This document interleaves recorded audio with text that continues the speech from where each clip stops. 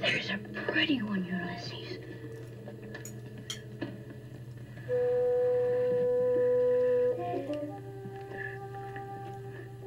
There it is. Hello BookTube, I'm Sean the Book Maniac. Welcome back to my channel. Here I am doing my December book haul, part 2. These are the books that I got in Canada. So I'm only going to read the opening line or paragraph if it's stunning. Without further ado, let's get started. The first two are books that I couldn't fit into my suitcase, or for whatever reason have owned for quite some time but didn't have in Tokyo. This book I couldn't fit into my suitcase back in August. The Unloved by Deborah Levy, and this is a novel by the author of Swimming Home, which was a Booker shortlisted title in 2016 that I loved, and I've been collecting other of her novels since then. This one was published in 1994, so quite a while ago.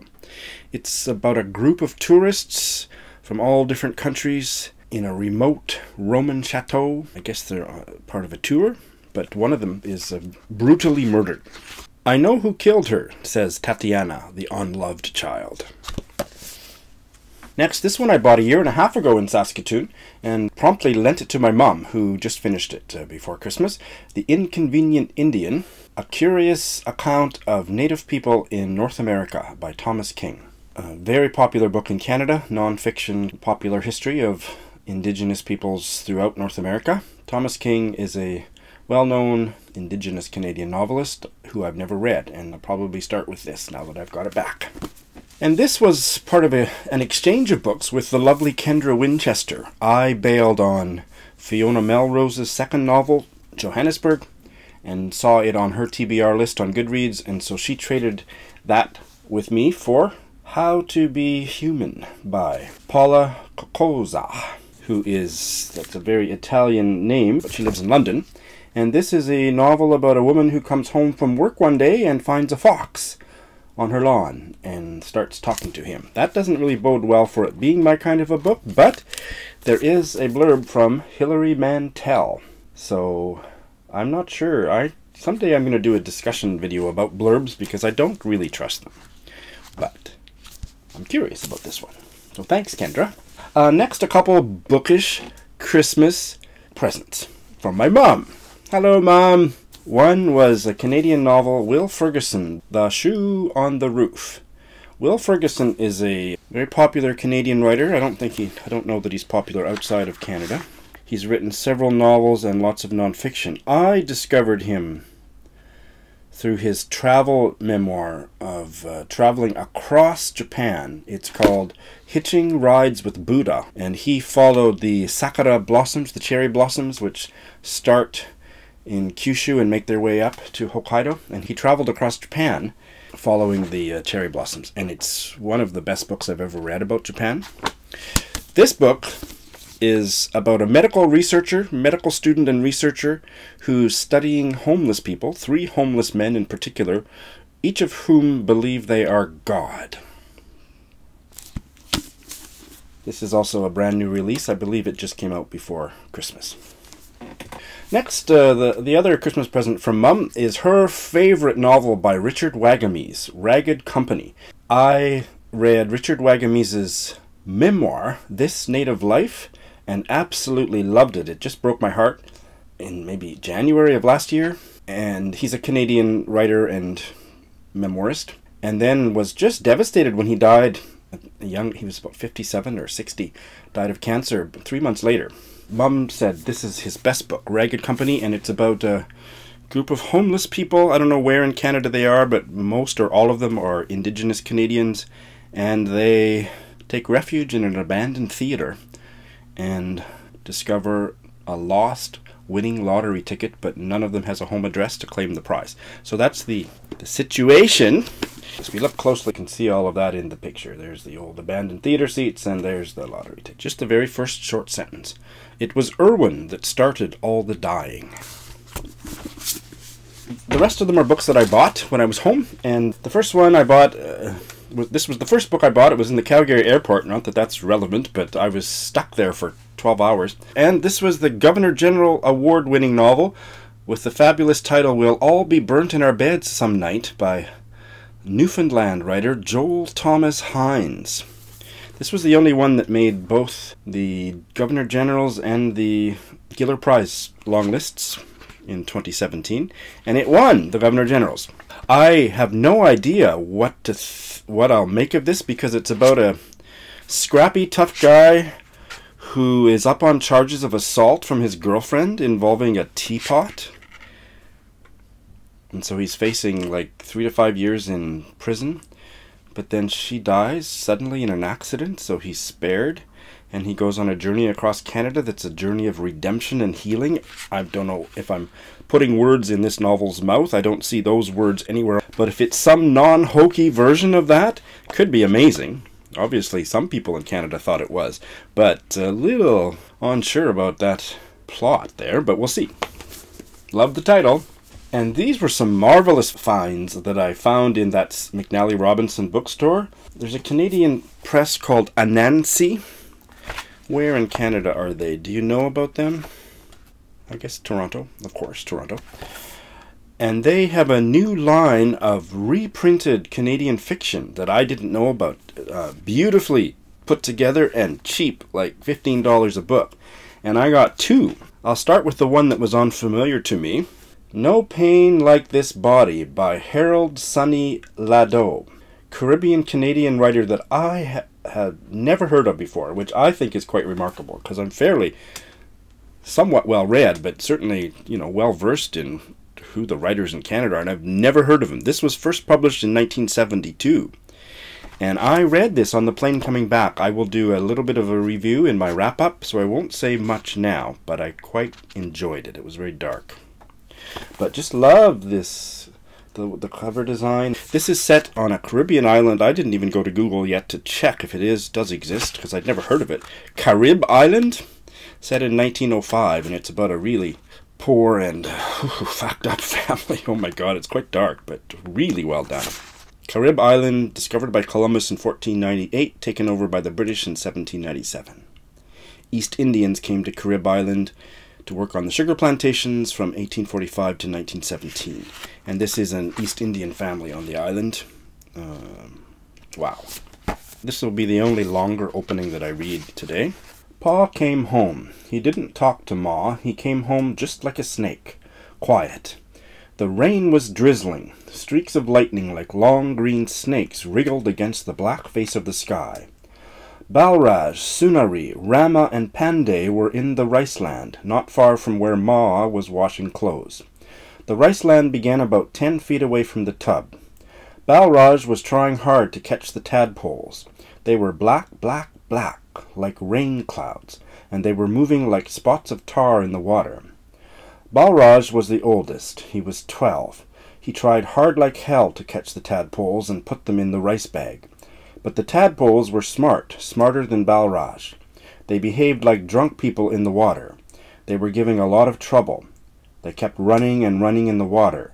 They had no legs, but they were running in the muddy water, just running and running away from Balraj. Balraj wanted to catch the tadpoles, so he kept on running behind them, and they knew that Balraj wanted to put them inside the rice bag, so they ran all the time away from him. The other one in the same series is by a writer that I'm so fascinated with, Helen Weinsweg, Passing Ceremony. And again, just a gorgeous cover. Gorgeous little book. So I talked about her on a 10 Books tag, I believe it was, because I encountered her in this anthology published in the 1980s, the Oxford Book of Canadian Short Stories, edited by Margaret Atwood and Robert Weaver. I read most of this in the 1990s, and it introduced me to so many of the writers that became my favorites, especially Mavis Gallant, Ethel Wilson, many others. But I think my favorite story in the collection was by this Helen Weinsweg. Who is Helen Weinsweg? She was born in 1915, and she didn't publish until the early 1970s, so she was pushing 60. I love discovering late bloomer writers. It's a deep interest of mine. And I love this story. I don't remember anything about it.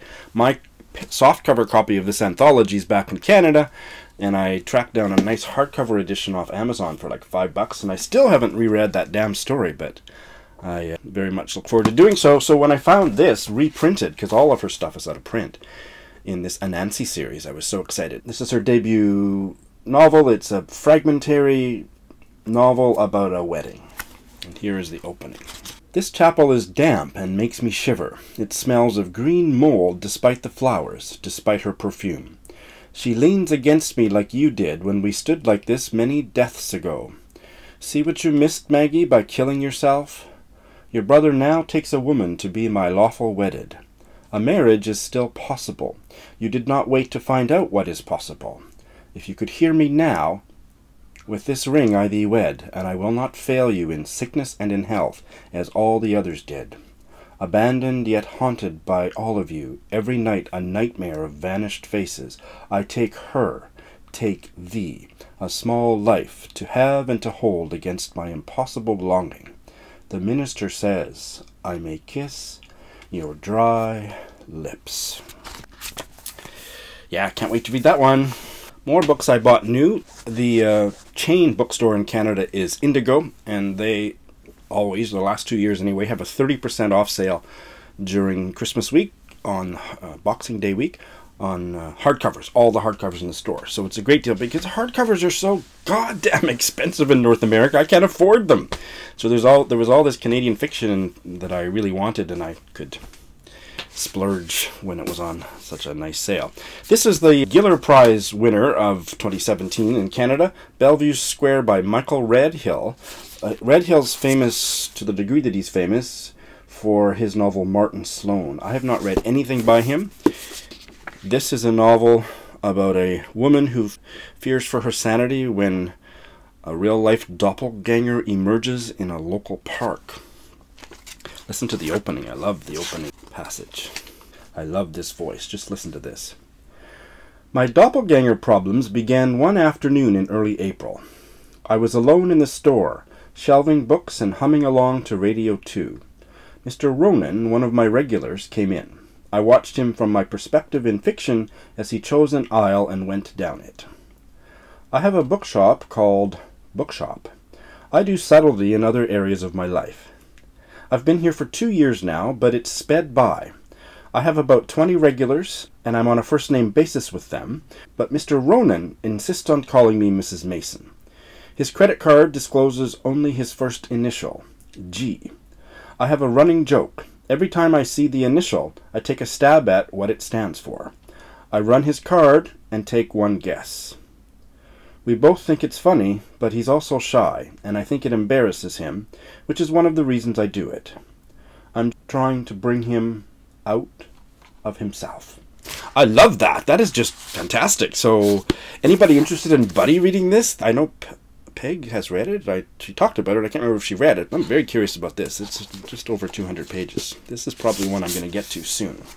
This one I couldn't stop myself from buying because of Eric Carl Anderson's glowing review. He's talked about it several times in the last chunk of 2017 on his videos, and just made me curiouser and curiouser about it. Anosh Irani's novel The Parcel, which is about the Hijra in India. Irani is an Indo-Canadian writer based in Vancouver.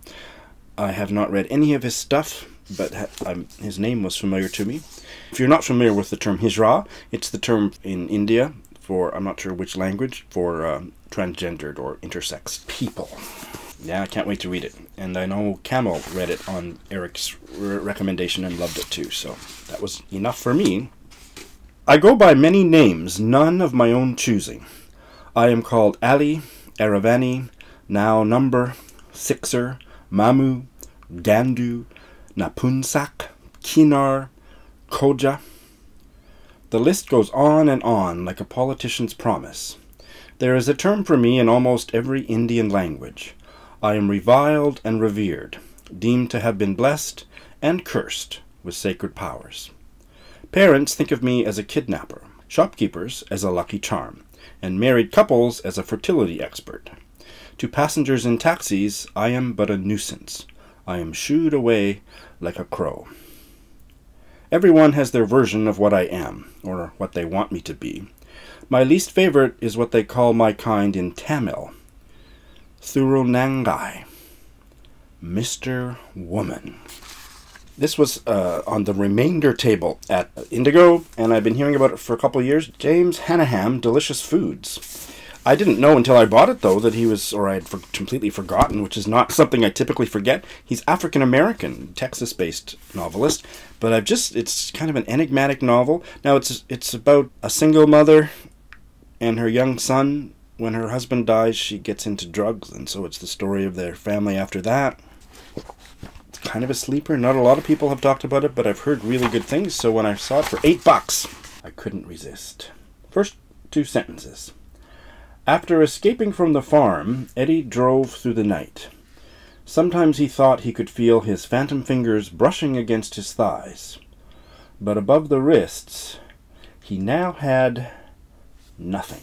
Next, also remaindered, was this novel by Miriam Toews, Irma Voth. I loved her novel. It was one of my top reads last year, All My Puny Sorrows.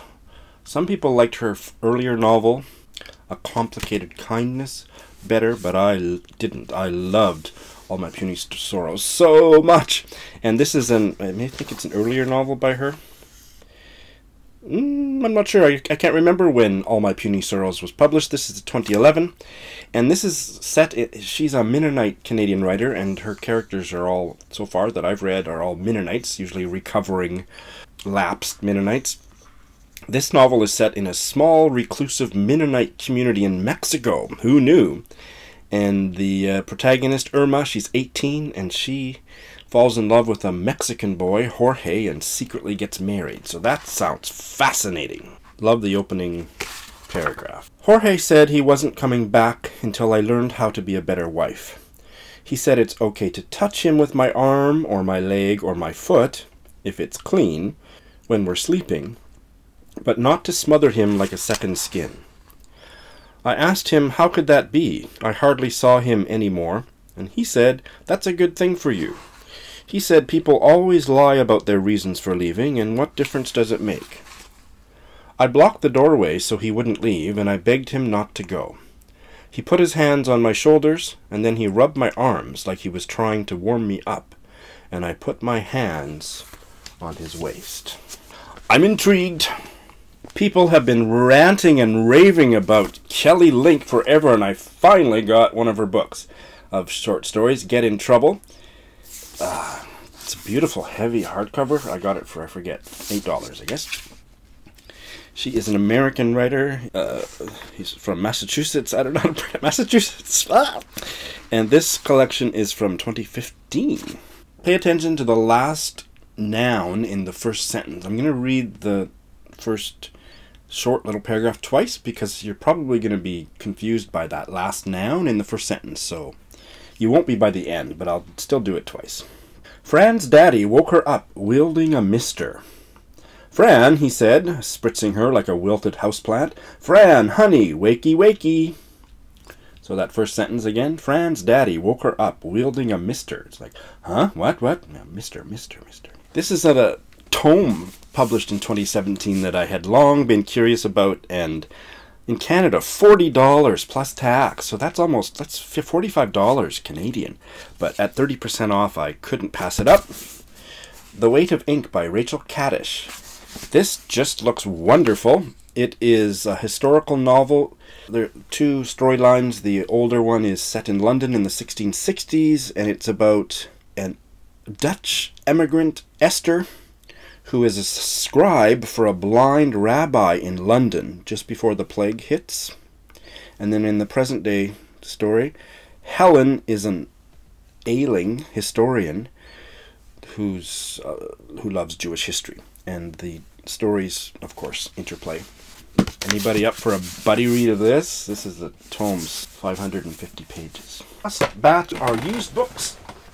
One of my top reads last year was the Canadian novelist Ethel Wilson's Swamp Angel, a 1954 novel that I just loved. It's my favorite Canadian novel.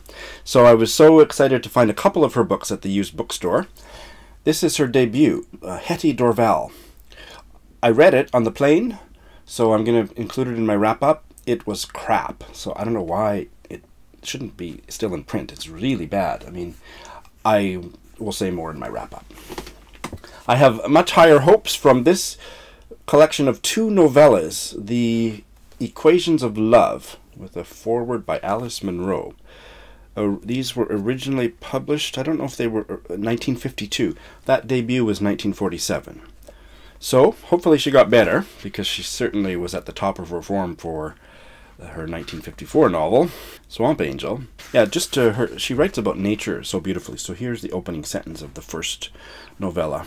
The fresh light of the rising sun touched and then traveled, losing as it traveled its first quality of morning, down the golden ears, down the mountains northeast of Burrard Inlet, down the Sleeping Beauty, down the Lions, and down the lesser slopes descending westwards to the Pacific Ocean, until the radiant sunrise deteriorated into mere flat day.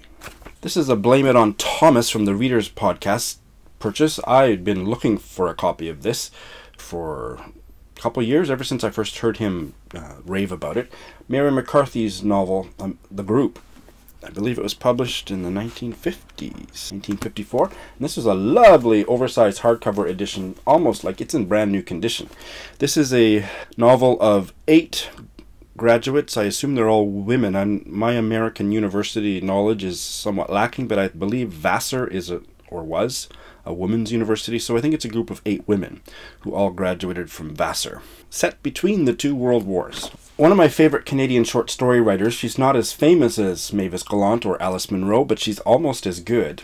I find her stories really enigmatic and compelling, is Audrey Thomas, and I got 2 books by her. She is still alive. She's in her early 80s, and she lives on, I think, Galiano Island, one of the Salt Spring Island, maybe, off the coast of British Columbia, and her stories are wonderful. I actually owned this, and I believe I read the whole thing back in the 1990s, and when I saw a copy for $4 with a 30-year-old price tag, which I'll have to work on getting off there, I picked it up again to reread. And this is a novel. I've never read a novel by her, Intertidal Life.